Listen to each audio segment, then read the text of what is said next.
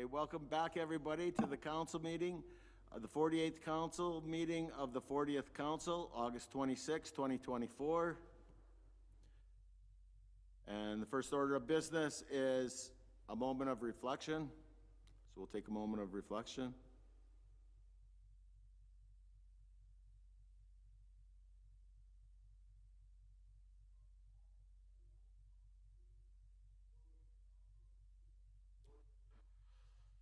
Okay, we'll move on to additions and approval of the agenda.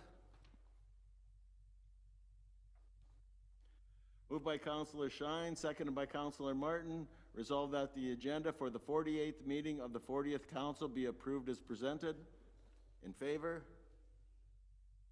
Carried.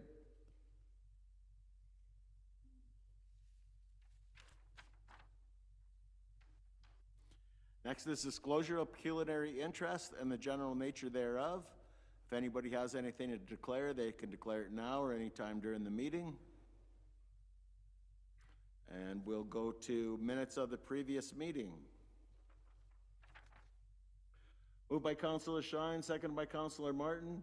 Resolved that the minutes of the Committee of the Whole meeting held on July 15th, 2024 be received and filed. In favor? Carried.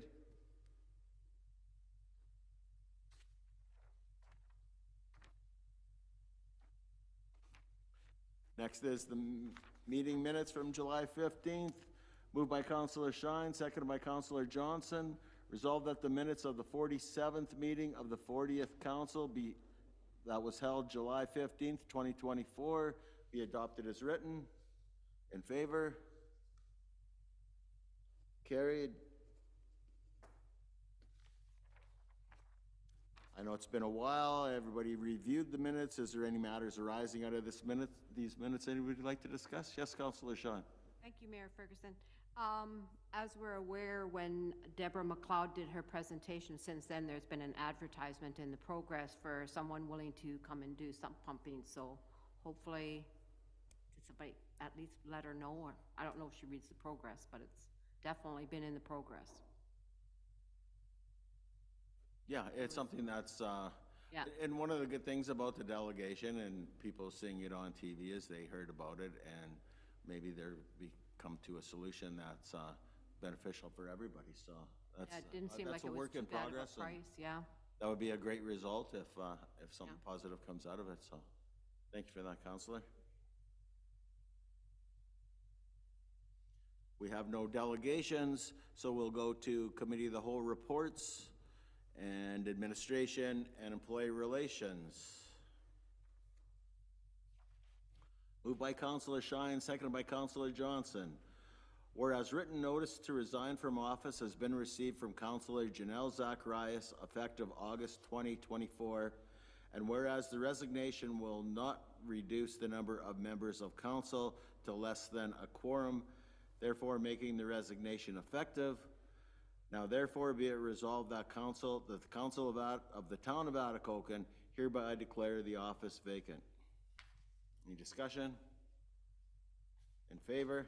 Reluctantly. Pardon me? Reluctantly.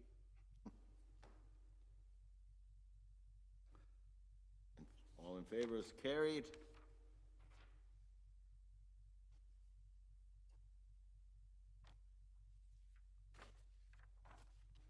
Next is bylaw number 2524, moved by Councillor Martin, seconded by Councillor Johnson. Resolved that bylaw number 25-24, being a bylaw to authorize civil marriage service, to be read a first, second, third time, and finally passed. Any discussion? In favor? Carried. And again, I would like to thank clerk and the deputy clerk for taking that on. It's a good service for the town of Atikokan, and thank you for doing that. Next is bylaw number 26-24, moved by Councillor Martin, seconded by Councillor Johnson. Resolve that bylaw number 26-24, being a bylaw to adopt a civil marriage solemnization policy, be read a first, second, and third time and finally passed. Everybody had a chance to resolve that solemnization policy? In favor? Carried.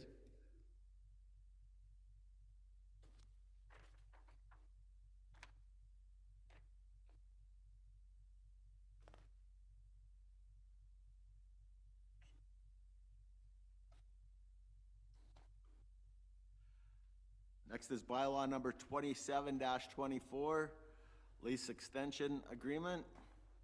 Moved by Councilor Martin, seconded by Councilor Johnson. Resolve that bylaw number 27-24, being a bylaw to enter into a lease extension and amending agreement with Rexall Pharmacies ULC, be read a first, second, and third time and finally passed. Any discussion? In favor? Carried.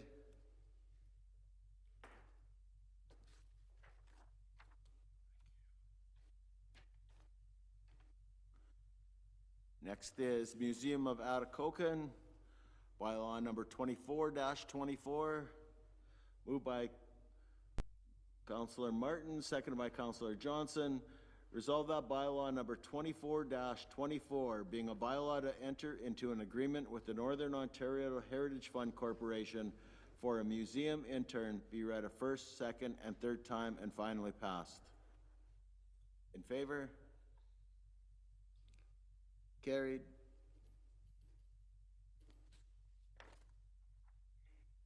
And as that was discussed in camera, that is how we were able to get our new curator. So, welcome, Patty. Next up is Atikokan Cemetery Board. No, sorry. Okay, oh, this is a follow-up. Moved by Councilor Shine, seconded by Councilor McQuay. Resolved that Atikokan Town Council approve the hiring of Robin Corbett for the Museum of Atikokan intern position. In favor? Carried. Welcome, Robin, if you're listening.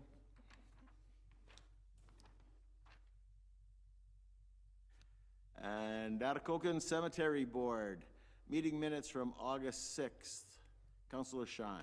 Thank you, Mayor Ferguson. You have the minutes before you. It was a very brief meeting. It was just in regards to the new columbarium. Councilor Johnson should be quite happy because we're going to call it Gone Fishing. It will actually have a fisherman and a nice little bird on one side, and then we decided to go with dragonfly on the opposite side. So it should be quite stunning once it gets installed, and I expect you to buy the tower, Councilor Johnson. And that was pretty much all that happened at that meeting. It was just in regards to the columbarium. Hopefully installation at the end of September, early October. Fingers crossed. Okay, that was going to be my question of 2024. Yes. Okay. Great. Moving to Mayor's correspondence, Franco-Ontarian Day. And it's addressed to myself about raising the flag September 25th in honor of Franco-Ontarian Day in Atikokan. This proclamation confirms that the City of Atikokan recognizes the cultural and economic contribution of its Francophone members and supports the decision to make the French language and culture an important part of their lives. And that will be raised for 1 week. They requested a month. 1 day, September 25th? Okay. I'm sure council has remembered from last year that we've done a proclamation and we've just proclaimed Franco-Ontarian Day, September 25th and thereon, so we don't have to keep doing it, so it's already proclaimed. Okay, thank you, Clerk Bates. Any comment on that from anybody? So that's just 1 day? Thank you. So moving on to Association of Municipalities of Ontario. that was last weekend. Jason and I went to Ottawa on Saturday and came back on Wednesday. Is a huge conference. There's 3,300 delegates, and I just made a couple notes, and if Jason wants to jump in and clarify anything that I'm talking about, but I think you might be interested in what we accomplished while we were there. So one of the things that came out just before the conference was our local MPP, Kevin Holland, has been promoted to Associate Minister of the MNRF. So we spent quite a bit of time with Kevin. He will be charged with working on the biomass forestry part of the F part, I guess, of the MNRF. So that's good news for Atikokan. We had some good discussions on biomass in the region and keeping forestry moving. And I think we are very fortunate to have Minister Holland, I got to call him Minister now, Minister Holland representing our riding and having such an important portfolio. We also had discussions with the full-time minister of the MNRF, Graydon Smith. Had a good discussion with Graydon Smith about a number of things, so we've got good allies in that department. Jason and I had a delegation with the Minister of Energy's parliamentary assistant, Sam. Associate, parliamentary associate. He's associate minister? Associate minister. Oh, okay, well, sorry about that, Sam. Sam Oosterhoff. Very good discussion. We went there just talking about the change of energy ministers in the Ontario government and making sure that the new Minister of Energy was aware of the importance of the Ontario Power Generation Station to the town of Atikokan. And so when Jason and I were giving our talk, we were very surprised and impressed at how well versed Associate Minister Oosterhoff was with the importance of Atikokan. He is actually quoting some numbers and some statistics that we didn't have a chance to advise him on. So he's very open and came away very well. He was surprised we weren't really asking for anything because everybody always asks for something at a delegation. We just wanted them to be aware of how important the generating station is to the town of Atikokan, and he was aware, and it was a very good meeting. Talked to the Minister of Energy a few times. He's committed to keeping Atikokan GS going, so that was very interesting. One of the talks that we had, and I heard him say a couple times, was the energy, as everybody knows, we're going to need more energy and more electricity in Ontario. And the ISO estimates to be 60% increase by 2050. They're always very conservative, and the province thinks it could be up to 100% more electricity. So one of the talks was it took us 100 years to get to where we are on the electricity and the grid system, and we're going to have to double it in the next 25 years. So we have enough energy right now for the next 10 years. There's no concern about that. But going forward, after 2035, we're going to need a substantial amount more. And we all know how long it takes things to get approved and built, so we have to start moving on that. And one of the main things that stuck with me, what he said was, it's up to the municipalities to make this happen. Because if we don't have willing hosts that want to have generation in their town or in their municipality, then this is going to fail. So it really is up to the municipalities to be open to taking some opportunities to have electricity generation, be willing hosts to some of these projects. And so that was really interesting, and that Jason and I talked about when we had our resolution and how we were going to word it. When I was at the meeting where the minister said this, I asked, how do you become, how does it become known that you are a willing host? Like, do you wait, do you proclaim it, or do you wait for somebody to come to you, a developer come to you and make an offer?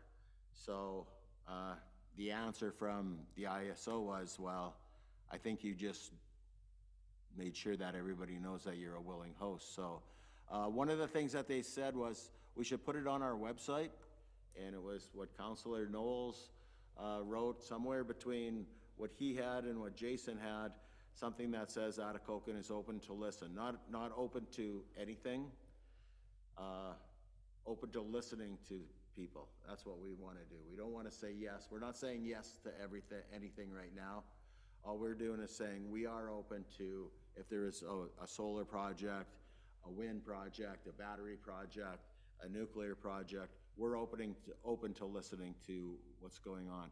So that's the first step, and that is really when it's the long-term energy plan, LT2, and that's the first step that you have to have a willing host before they can start anything in your community. So you have to sign off, you have to have a resolution declaring that we are a willing host and willing to listen to any project. So I think that's important that we follow up. I know we started that in the spring.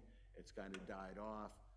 We don't have to say too much information on that, but we have to say that we are open to listen. That was one very important thing that I got out of it. We spoke with Hydro One at length about the start of the Waasigan power line. They're in the, her terms was the final agreement on it, and they're expecting it to be signed into legislation and the work to be starting in October. So it'll probably be a slow ramp up in the fall, but the work will start in October. I met with OPG about different things about our generating station and anything else new. There's a new person on the hydroelectric side for new projects. I know where it's not really hydroelectric in Atikokan, but he's a friend of mine, and we had a good discussion, and he will be a good ally for us to move any projects going forward. To Jason's chagrin, I spoke with Impact and said I gave them my feelings on it. So actually we kind of ruffled some feathers with Impact, and I think Jason had to do some damage control on what I said there, but I think we got our point across with Impact. Spoke with Chuck Farmer from the IESO about additional power. If a large customer was to inquire about Atikokan, is there more power available with the Waasigan line and all that going in? He said that wouldn't be an issue in Atikokan if somebody came in and needed another 40 megawatts, 50 megawatts, that they could make it happen through the Mackenzie Transformer Station, which was good information. Again, talked with numerous ministers, kind of jumping around a little bit, but after I said that about the willing host thing at the ISO meeting, two different developers came up to me and wanted to have further discussions in the future about projects they have for that they're looking for a willing host. So my getting up and saying that actually prompted two companies to come and give me their cards and say they want to talk about something. There was a big infrastructure grant was announced that we were very enthusiastic about that. We have the bridge going on Mackenzie that's going to have to be replaced, and this is big money grants for that, so we're hoping to get some more information and try to leverage that. Also discuss some other grants about recreation facilities. They're willing the government's willing to put up at least 50% for new or rebuilding any recreation facilities. So that could be an opportunity for us. And then emergency services, I talked to Graham about already about a grant for the emergency services as well. And lastly, Jason and I were supporting NOMA President Wendy Landry in her bid to become the AMO president. Unfortunately, she lost in a very close election, ran a great campaign, lost by actually a few votes out of, hundreds of delegates. But did have a good conversation with the new president, Robin Jones, and she was at NOMA, and I think some of us met her there, and she's gonna be good for Atikokan and good for AMO. So all in all, it was, a very busy 3.5 days of NOMA, and it was well worth going. It was exciting. Like I said, there's 3,300 people signed up. There was a huge trade show, got some great information on different products that we could be very interested in. And of course, they're always trying to sell you something, but there's some good learning went on. So, Councillor Johnson? Thank you, Mayor Ferguson.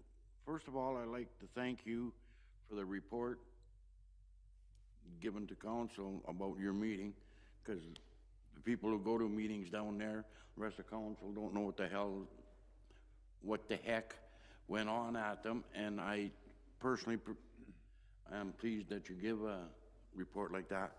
Some interesting things that you said, that possibly a 100% increase in energy needed, and it takes a long time to develop certain projects. I was wondering if you had spoken to anybody down there with the project that could go ahead in our backyard that is energy producing.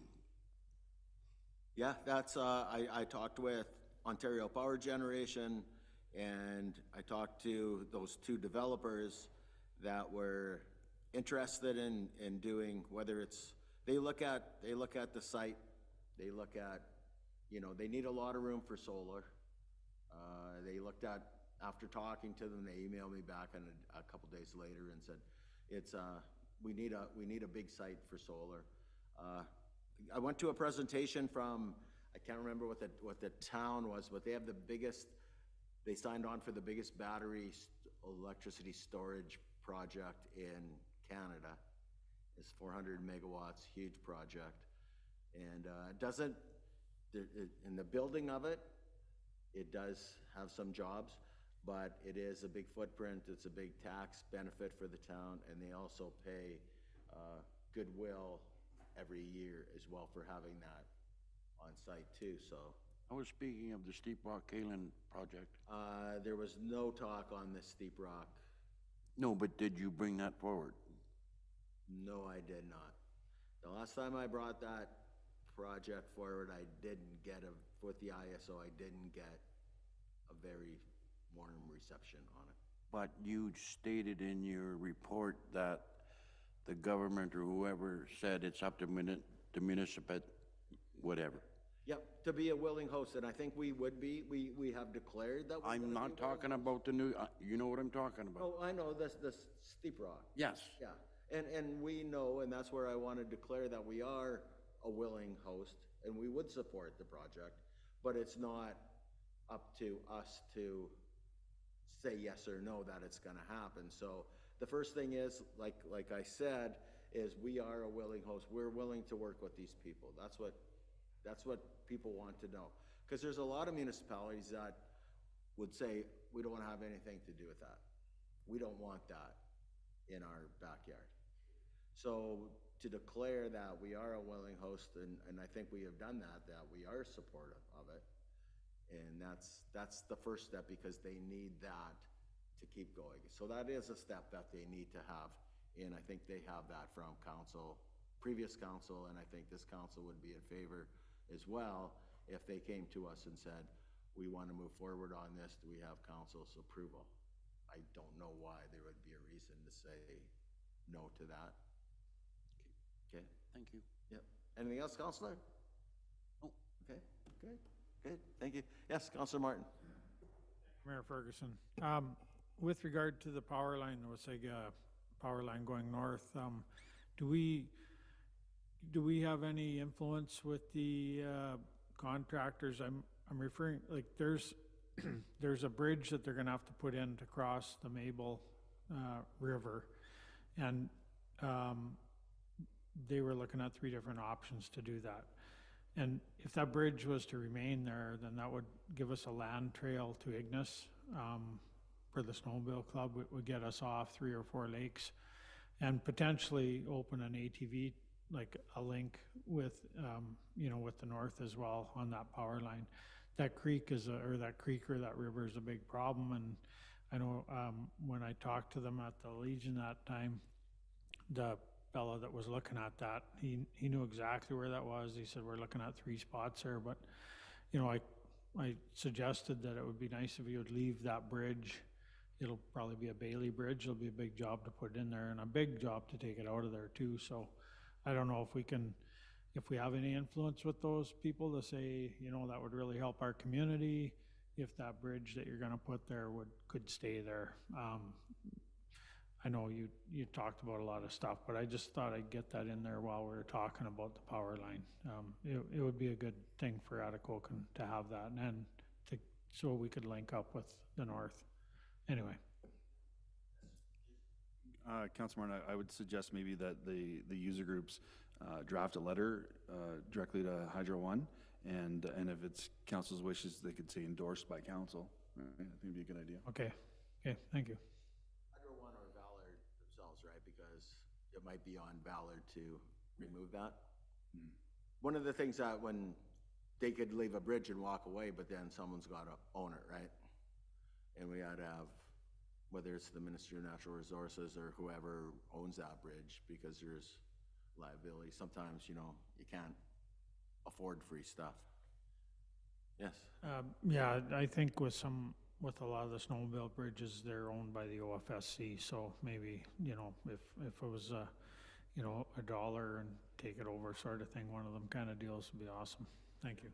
And there's a lot of synergies that come with this Waasigan line too. It's, you know, there's legacy things that can be here for 50 years after this, and maybe that bridge might be something like that too. And it'd be, you know, they maybe get a lot of good publicity from the snowmobile associations for putting this bridge here, so it may be a good thing. All right, Jason, do you have anything to add that? No, just always appreciate the opportunity to attend these conferences. It was Emil's 125th birthday. And then to remind council that I also sit on the NOMA board and was able to attend some delegations with the Ministry of Finance and the Ministry of Labor Integration, Training and Skills. And then some of our board also met with NDP and Liberals. So a successful conference. Thank you. Okay. So we'll move on to Northwestern Health Unit. And meeting minutes from May 24th. They're in the agenda as Councillor Zacharias has stepped down. We can look at the minutes on your own time, and if there's any questions you have, we'd be happy to get your questions and forward them on to Northwest Health Unit.